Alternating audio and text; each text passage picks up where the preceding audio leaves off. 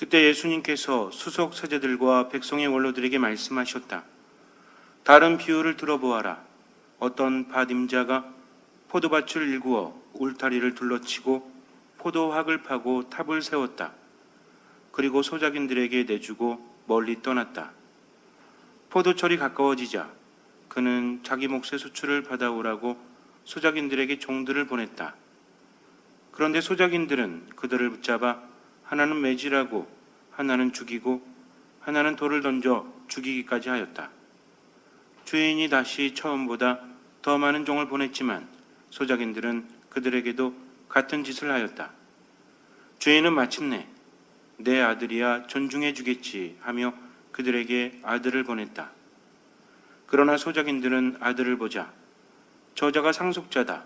자, 저자를 죽여버리고 우리가 그의 상속 재산을 차지하자 하고 저희끼리 말하면서 그를 붙잡아 포도밭 밖으로 던져 죽여버렸다.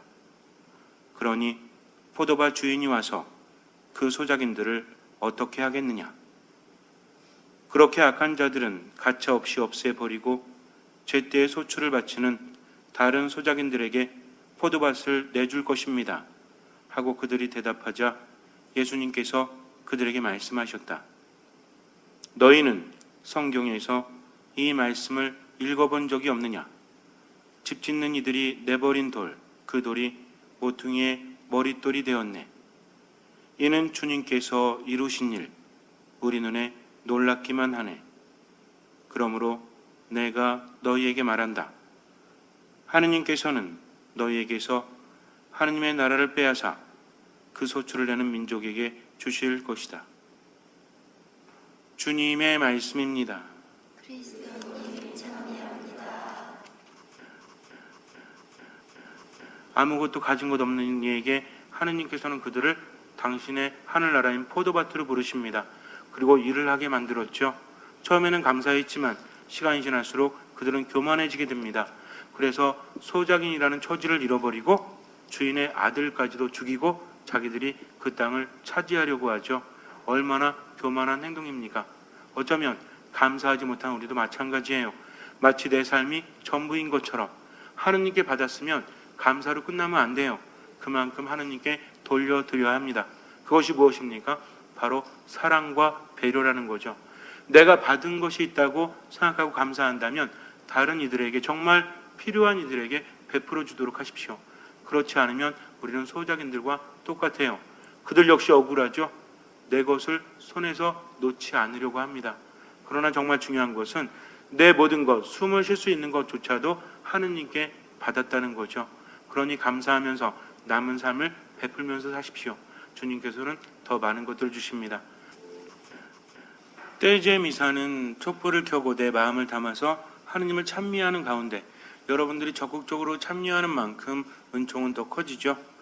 우리가 반복되는 노래를 함으로 인해서 내 안에서 치유가 이루어집니다. 그래서 여러분들이 떼제 미사 가사들을 보면 우리 영혼이 하느님을 찬미하고 모든 것을 하느님께 맡기는 거죠. 그래서 가사를 외우셨으면 이제는 마음으로 부르셔야 합니다. 입당할 때부터 입당성부터 시작해서 지금 복음 후에 부른 노래까지 우리 마음을 담아서 두려워하지 말라는 거죠. 걱정하지 말라는 것이죠. 그래서 이 마음을 담아서 여러분들이 노래를 하게 되면 내 안에서 커다란 기적이 일어나게 됩니다. 어떤 남자가 굉장히 은총을 많이 받아서 하는 일이 너무나 잘 됐어요. 그러다가 어느 날은 굉장히 많은 시련들이 닥쳐오기 시작하니까 하느님께 원망을 돌립니다. 이럴 줄 알았으면 왜 저에게 많은 것을 주십니까? 차라리 주지 않으셨으면 저는 힘들지 않았을 텐데요. 하면서 하느님을 원망하면서 성당 안에 앉아 있었어요. 그러나 십자가 위에 달리신 예수님은 아무런 대답도 하지 않으십니다. 하루 이틀 사흘 나흘 상황이 나아지지 않으니까 주님께 가서 계속해서 원망하면서 앉아 있습니다. 이제는 소리를 내서 주님을 원망할 힘도 없어요. 아무런 희망도 없기 때문입니다. 그저 절망만이 이 사람의 삶을 삼켜가고 있었기 때문에 그는 아무런 말도 하지 못하고 주님 앞에 앉아 있었어요. 그러다가 어느 날은 성당에 또 하염없이 걸어오는데 아름드리 나무가 눈에 띕니다. 그 나무의 처지가 너무나 부러웠어요. 겨울이 되어도 봄이 와도 저 나무는 늘 저렇게 의연하게 서 있는데 내 삶은 이게 뭐란 말인가. 10년 전에도 20년 전에도 저 나무는 저렇게 서 있었지. 참 부럽구나 라는 생각을 합니다. 그리고 와서 이제 성당에 앉아서 또 주님만 바라보는데 갑자기 정신을 잃게 됩니다. 눈을 떠봤더니 자기가 나무가 되어 있는 거예요. 주님께서 내 기도를 들어주셨나? 이렇게 커다란 나무가 되었으니 앞으로는 탄탄하게 굳건히 서서 아무런 고통도 없겠지라고 생각을 합니다. 큰 나무가 되었어요. 자기가 보았던 아름드리 나무보다 더 큰 나무가 되어서 우뚝 솟아 있습니다. 경치가 다르죠. 높은 곳에서 세상을 내려보니 얼마나 황홀한지 몰라요. 얼마나 행복한지 모릅니다. 그런데 새들이 날아와서 가지에 깃들이기 시작해요. 마음이 여유로우니까 너그러움도 생깁니다. 얼마든지 앉아 있으라고. 그리고 조금 있으니까 온갖 벌레들도 모여서 둥지를 틀기 시작해요. 그래서 그래, 내가 너희들에게 삶의 터전을 주겠다. 이렇게 행복한 것은 나눌 수 있어야지 하면서 모든 벌레들도 다 받아들입니다. 그렇게 하루가 지나고 한 달이 지나고 1년이 지나고 여러 해가 지났어요. 벌레들이 점점 많아지기 시작합니다. 그러다가 벌레들이 나무 위에 모여서 이제 벌레 주민 회의를 했어요. 그러면서 어떤 이야기를 하냐면, 야, 사람들이 와서 이 나무를 보면서 정말 대단하다고 여기지만 이 나무에 가려서 우리가 드러나지 않잖아. 그러니까 이건 좀 아니지 않냐? 우리가 어떻게 하면 이름을 날릴 수 있을까? 하면서 벌레들은 나무 때문에 자기들이 드러나지 않음에 대해서 참으로 답답해합니다. 그러다가 대장 벌레로 보이는 한 벌레가 이렇게 말해요. 야, 이까이 거 나무 뭐 있어? 그러니까 우리가 자식을 많이 낳아서 얼른 이 나무를 먹어치우도록 하자. 나중에 나무가 사라지면 우리를 사람들이 볼 거야. 우리의 이름도 대단해질 거야. 이렇게 대단한 나무도 우리가 모두 없애버렸으니까 하면서 벌레들은 새끼를 많이 낳고 또 계속해서 나무를 갉아먹기 시작했어요. 조금씩 갉아먹으니까 나무가 조금씩 이제는 티가 나기 시작합니다.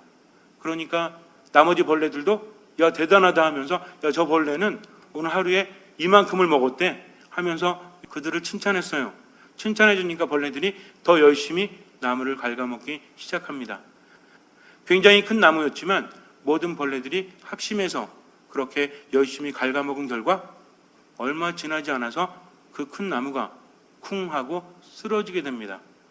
벌레들은 너무나 행복했어요. 자기들이 큰일을 했기 때문이죠. 쓰러지는 나무는 이렇게 생각합니다. 도대체 왜 나에게 이런 짓을 하지? 나는 삶의 터전을 내어줬는데 왜 나를 이렇게 대하지? 이해할 수 없었어요. 분명히 자리를 제공해줬고 음식도 제공해주고 그렇게 했는데 잘못한 것이 하나도 없는데 주기만 했는데 결국은 자기를 갉아먹어서 쓰러지게 하지 않습니까? 도무지 이해할 수 없었습니다. 그렇게 나무는 쓰러지고 말았어요. 정신이 희미해지는 가운데 벌레들의 웃음소리가 들립니다. 그러나 겨울이 되고 북풍이 불어와서 벌레들은 있을 곳이 없으니 모두 죽어버립니다. 나무는 그것을 목격하고 눈을 감았어요. 그리고 눈을 뜨니 성당 안에 앉아 있습니다. 그때서야 그는 깨닫게 돼요. 아, 이런 것이었구나. 나는 감사할 줄 몰랐구나. 주님께서 주실 때는 감사하지 못하고 일이 안 됐을 때는 주님을 원망했구나. 그러니 주님의 심정이 어땠을까 하면서 예수님을 바라보는데 그 이전까지는 원망의 눈초리로 예수님을 바라봤다면 이제는 모든 것을 이해한다는 마음으로 그분을 바라봅니다. 한 번도 그분의 마음을 헤아리지 못했기 때문이죠. 믿음을 가지면서 주님께서 우리에게 주시는 분, 열심히 기도하면 그분은 반드시 들어주시는 분, 이런 것들은 많이 생각했어요. 그러나 그분이 얼마나 아프셨을까? 지금 나를 보면서 얼마나 마음이 아프실까? 주고 싶은데 줄 수 없는 그 마음을 나는 과연 헤아렸던가? 라는 생각이 듭니다. 이제는 기도를 다르게 해요. 예전에는 왜 안 주십니까? 이렇게 저를 아끼신다면 주셔야 되는 것이 아닙니까? 그러나 이제는 기도가 바뀌어요.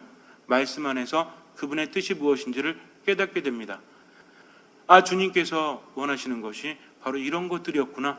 그런데 나는 나 혼자 살자고 그동안 돌아보지 못한 것이 아닌가. 많은 신앙인들이 생각합니다.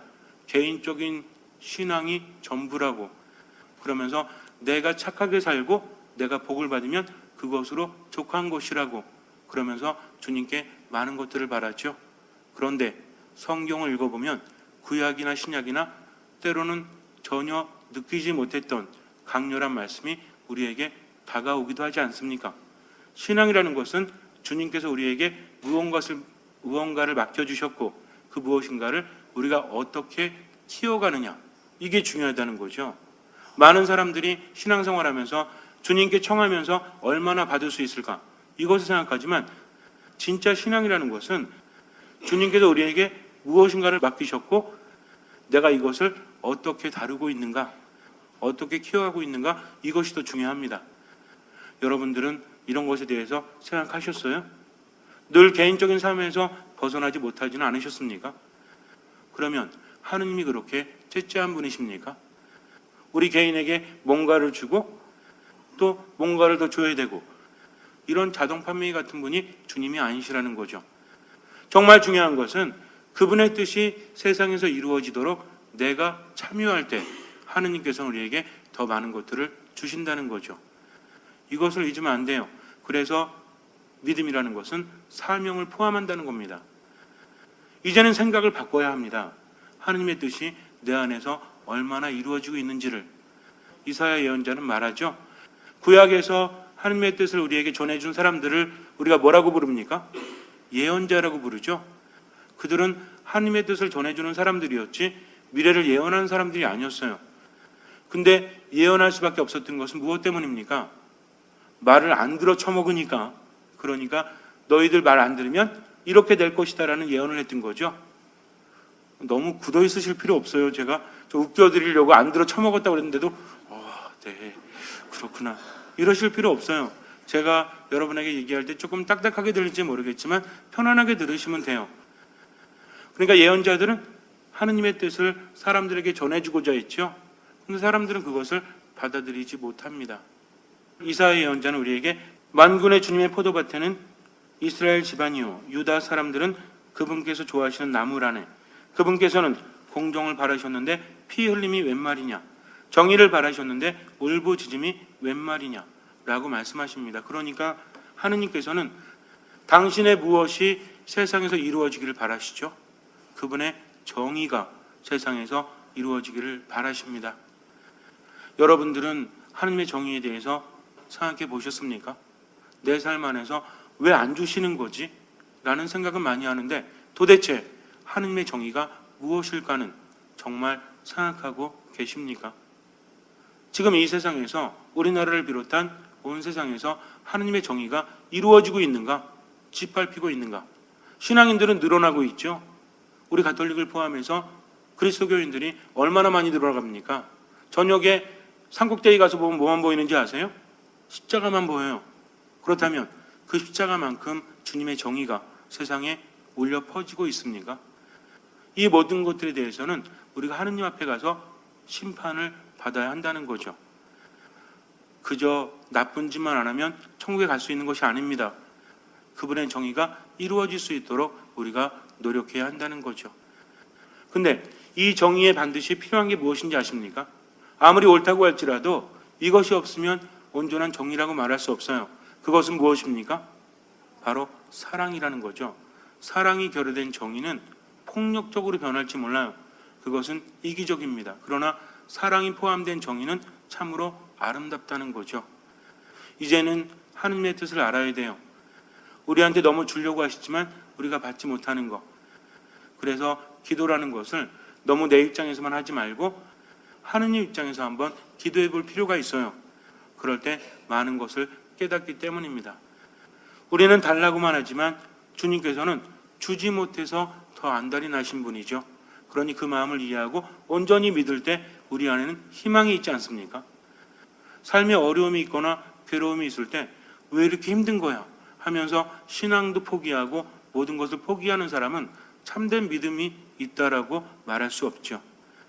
그러나 주님을 온전히 믿기 때문에 죽을 상황이 된다고 할지라도 어떻게 해요?